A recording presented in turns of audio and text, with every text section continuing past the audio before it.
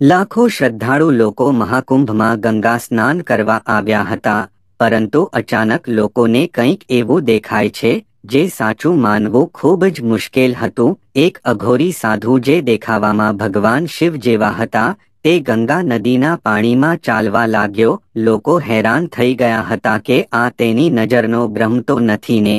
પરંતુ લોકોએ વધારે પાસે જઈને જોયું તો સાધુ ચમત્કારી રૂપથી પાણીના ઉપર ચાલી રહ્યો હતો. જ્યારે પોલીસે તેને ઢોંગી સમજીને પકડ્યો તો તેણે કંઈક એવો ચમત્કાર કર્યો જેને જોઈને લોકોના પરસેવા છૂટી ગયા. આવો જાણીએ કે તે સાધુ કોણ હતો અને તે દિવસે આવવાનું કારણ શું હતું. પરંતુ તેના પહેલા જો તમે પણ ભગવાનને માનો છો તો વિડીયોને લાઈક કરીને કોમેન્ટમાં હર હર મહાદેવ જરૂર લખજો. આવો જાણીએ શું હતી તે ઘટના. મહાકુંભનો મેળો, જ્યાં કરોડો શ્રદ્ધાળુ ગંગાના પવિત્ર તટ પર પોતાની આસ્થાની ડૂબકી લગાવવા આવે છે.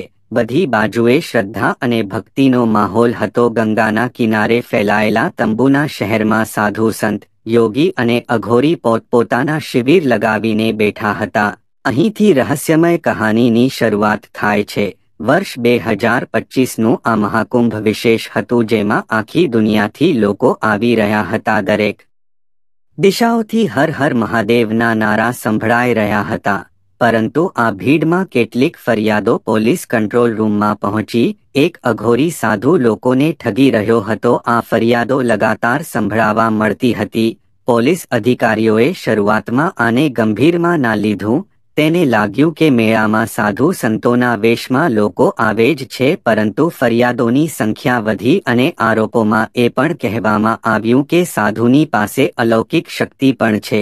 તો મામલો ગંભીર થઈ ગયો. આની જાંચ કરવા માટે ઇન્સ્પેક્ટર કર્ણવીરને સોંપવામાં આવી. ઇન્સ્પેક્ટર રણવીર પોતાના દ્રઢ સ્વભાવ અને ન્યાયપ્રિયતાને કારણે જાણવામાં આવતા હતા. તેઓનું માનવું હતું કે કોઈ પણ કાનૂનથી ઉપર નથી.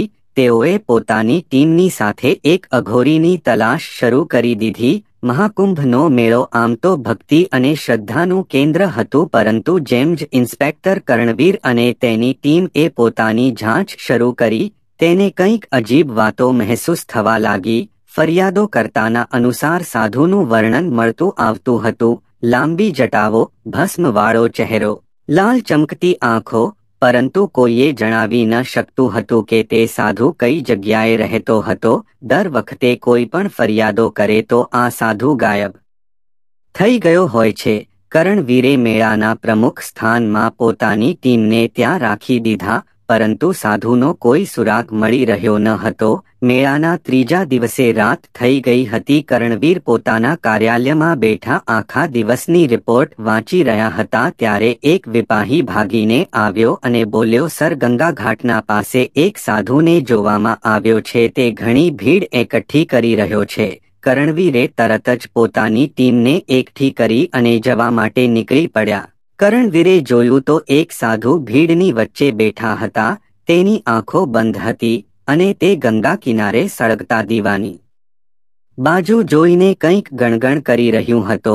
જ્યારે કર્ણવીરે તેની પાસે જઈને જોયું તો સાધુ બિલકુલ તેવો જ હતો જેવો ફરિયાદોમાં જણાવવામાં આવ્યું હતું. કર્ણવીરે પોતાની ટીમને ઇશારાથી જણાવ્યો કે ભીડને ઓછી કરો અને સાધુથી પૂછતાછ કરવાનું કહ્યું. કર્ણવીર સાધુની પાસે ગયા અને કઠોર વચનમાં બોલ્યા, તમે અહીંયા શું કરી રહ્યા છો અને આ લોકો કેમ કરી રહ્યા છે કે તમે એને ઠગી રહ્યા છો? ધીરે ધીરે આંખો ખોલી અને સાધુ હલકી મુસ્કાનની સાથે જવાબ આપ્યો, હું અહીંયા કોઈને ઠગવા નહીં, પરંતુ તેનો માર્ગદર્શન કરવા માટે અહીં આવ્યો છું. પરંતુ જે સત્યને ઓળખી નથી શકતા તે હંમેશા ભ્રમમાં રહે છે. તેના અવાજમાં કંઈક અલગ જ ગહેરાઈ હતી. કર્ણવીરે સમજી લીધું કે આ સાધારણ મામલો નથી. કર્ણવીરે સાધુને ગિરફ્તાર કરવાનો આદેશ આપ્યો, પરંતુ સેમ જ પોલીસવાળા તેમની પાસે વધ્યા. સાધુ ઉઠ્યા અને ગંગાની બાજુ જવા લાગ્યો. બધા લોકો ચોંકી ઉઠ્યા કે જ્યારે તેમણે જોયું કે સાધુ ગંગાના પવિત્ર જળ ઉપર પગ રાખ્યો અને પાણીની ઉપર ચાલવા લાગ્યો. આ દ્રશ્ય એટલું અસામાન્ય હતું કે આખી ભીડ આશ્ચર્યચકિત થઈ ગઈ. કર્ણવીર અને તેમની ટીમને પોતાની આંખો પર વિશ્વાસ થતો ન હતો. કર્ણવીરે પોતાના દિમાગને કાબૂમાં રાખીને ગોતાખોરોની પાણીની અંદર મોકલ્યા। તેઓએ આદેશ આપ્યો કે જુઓ કે પાણીની નીચે કોઈ પ્લેટફોર્મ કે સહારો તો નથી ને। ગોતાખોરો પાણીની અંદર ગયા પરંતુ ત્યાં કંઈ પણ નહોતું। આ વાત કરણવીર માટે વધારે રહસ્યમય થઈ ગઈ। તેઓએ તેમની ટીમને સાધુની ગતિવિધિઓ પર નજર રાખવાની કહ્યું અને તેઓએ સાધુને કહ્યું કે અમે આ રહસ્યને જાણીને જ રહીશું। સાધુએ કાંઈ પણ ઉત્તર ન આપ્યો અને ગંગાના જળમાં અદૃશ્ય થઈ ગયા। જો તમે ભગવાનને માનો છો તો આ કહાનીને આખી જોજો। હવે કંઈક એવું થશે જેનો જવાબ વિજ્ઞાન પાસે પણ ન હતો। તે રાતે કરણવીર પોતાની રૂમમાં સૂવા ગયો તો તેને દિવસભરની ઘટનાઓ તેના દિમાગમાં ચાલી રહી હતી। તેમણે તેની આંખો બંધ કરી પરંતુ સાધુનો ચહેરો અને તેની રહસ્યમય મુસ્કાન તેના મનમાં વારંવાર ઉભરી રહી હતી। જ્યારે તે ગહેરી નીંદરમાં ગયા ત્યારે એક અજીબ અને સજીવ સપનું આવ્યું। સપનામાં કારણે પોતાને ગંગાના કિનારે ઊભેલો જુએ છે। ચારે બાજુએ ધુવાડો હતો અને તેમાં એક આકૃતિ પ્રગટ થઈ। તે આકૃતિ ધીરે ધીરે સ્પષ્ટ થતી ગઈ। તે બીજું કોઈ નહીં પરંતુ ભગવાન શિવનું રૂપ હતું। શિવએ પોતાની જટાઓથી ગંગા પ્રવાહિત કરતા કહ્યું, ઇન્સ્પેક્ટર કરણવીર, તે સાધુને પરેશાન નહીં કરતા, તે મારો અવતાર છે। જો તમે તેને કષ્ટ આપ્યો તો તેનું પરિણામ તમારે ભોગવવું પડશે। કરણવીરના માથા પર સેવો આવી ગયો। તેની શ્વાસ તેજ થઈ ગઈ। તેની આંખો ખુલી તો તે હાંફી રહ્યા હતા। તેણે બાજુમાં રાખેલા પાણીના ગ્લાસને ઉપાડ્યો અને ઝડપથી પી લીધું। ત્યારે લગભગ 3 વાગેલા હતા। તેના પછીના દિવસે સવારે રણવીર જ્યારે પોતાની ટીમથી મળ્યો અને તેને કાજુની ગતિવિધિઓની રિપોર્ટ માંગી ત્યારે સિપાહીએ જણાવ્યું કે સાધુને છેલ્લી વાર રાતના સમયે ગંગા કિનારે જોવા મળ્યા હતા।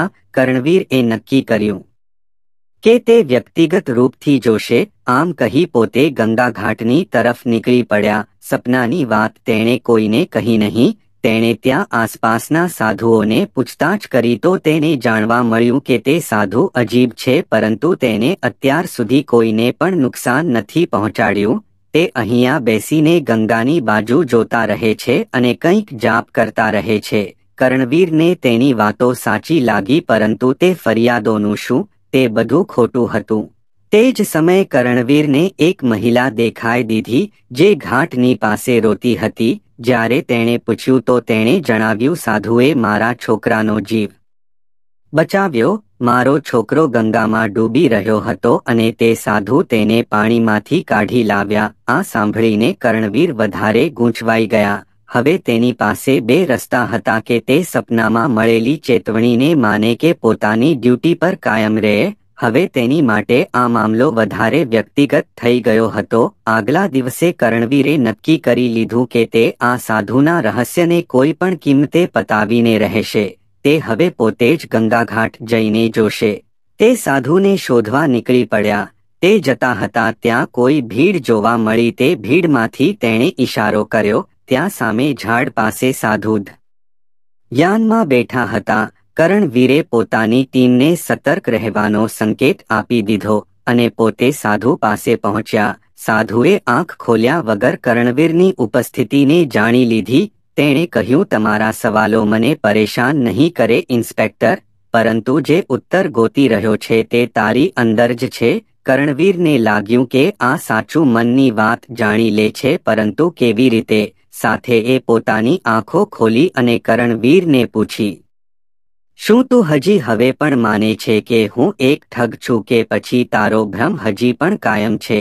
કરણવીરે કઠોર સ્વરમાં કહ્યું, જે પણ હોય તમારી સચ્ચાઈ સામે આવી જ જોઈએ। સાધુ મુસ્કુરાવા લાગ્યો અને બોલ્યો, સાચું હંમેશા દ્રષ્ટિથી પરે હોય છે। તો જોઈ શકીશ પરંતુ સમજી નહીં શકીશ। સાથે પોતાનો હાથ ઉઠાવ્યો અને ઘાટની બાજુ ઈશારો કર્યો। અચાનક કરણવીર અને ત્યાં રહેલા બધા લોકો જોઈ શકતા હતા કે ગંગાનું જળ એક ક્ષણ માટે સ્થિર થઈ ગયું।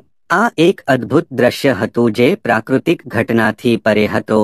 આ તો એ કહ્યું, આ જળ માત્ર વહેવા માટે જ નથી, આ બધી જ આત્માને શુદ્ધ કરવાનું માધ્યમ છે। જે આને સમજે છે તે તેનું વાસ્તવિક સ્વરૂપ જોઈ શકે છે। કરણવીરે મહેસૂસ કર્યું કે સાધુના શબ્દ એ કેવલ શબ્દ નથી પરંતુ એક ઊંડા સત્યને ઉજાગર કરે છે। પરંતુ તે આ રહસ્યને સુલઝાવવા માટે અડીગ હતા। તમે જે કંઈ પણ છો, પરંતુ મને એ સમજવામાં મદદ કરો કે આ બધું શું છે. સાથે ઊંડી શ્વાસ લીધી અને કહ્યું કે તું જે પણ કંઈ જોવે છે તે એક નાટક છે, પરંતુ આ નાટકમાં તારો કિરદાર સૌથી મહત્વપૂર્ણ છે. તારા પ્રશ્ન જે તને સત્ય સુધી લઈ જશે. તમે કહાનીમાં બન્યા રહો જેથી કરીને તમારા બધા દુઃખ દૂર થઈ જાય, કેમ કે હવે સાધુમાં તમને ભગવાન શિવના દર્શન થશે. કરણવીરની આંખોમાં નીંદર ગાયબ હતી. સાધુની સાથે ઘટના બની રહી હતી તે કોઈ પણ વૈજ્ઞાનિક કે તાર્કિક સોચથી પરે હતી, પરંતુ એક પોલીસ અધિકારીના રૂપમાં તે આ બધાને અંધવિશ્વાસ માનીને નજરઅંદાજ નહોતા કરી શકતા. તેને પોતાના વરિષ્ઠ અધિકારીઓથી મુલાકાત લીધી અને સાધુની ગતિવિધિઓ ઉપર સખત નિગરાની રાખવાનું સર કરણવીરે કહ્યું. આગલી સાંજે કરણવીર ફરીવાર એકલો તટ પાસે નીકળી પડ્યો. તેની ટીમ દૂર દૂરથી સાધુ ઉપર નજર રાખી રહી હતી, પરંતુ કરણવીરે તેને હસ્તક્ષેપ ન કરવાનો આદેશ આપ્યો હતો. ગંગાનો તટ શાંત હતો. હલકી હવા ઝાડની શાખાઓને હલાવી રહી હતી અને ગંગા નદીનું પાણી ધીમે ધીમે વહી રહ્યું હતું. કરણવીરે સાધુને તે જ પીપળાના ઝાડ નીચે ધ્યાનમગ્ન જોવા મળ્યા. તેની ચારે બાજુ હલકો ધુમાડો ફેલાયેલો હતો અને તેની આંખો બંધ હતી. કરણવીર થોડીવાર સુધી તેને જોયા કર્યું, પછી શ્વાસ લઈને આગળ વધ્યો. તમારો ઉદ્દેશ શું છે? કરણવીરે સીધી વાત કરી. તમે જે ચમત્કાર દેખાડે છો તેનો મતલબ શું છે અને આ શા માટે કરી રહ્યા છો? સાધુએ ધીરે ધીરે પોતાની આંખો ખોલી.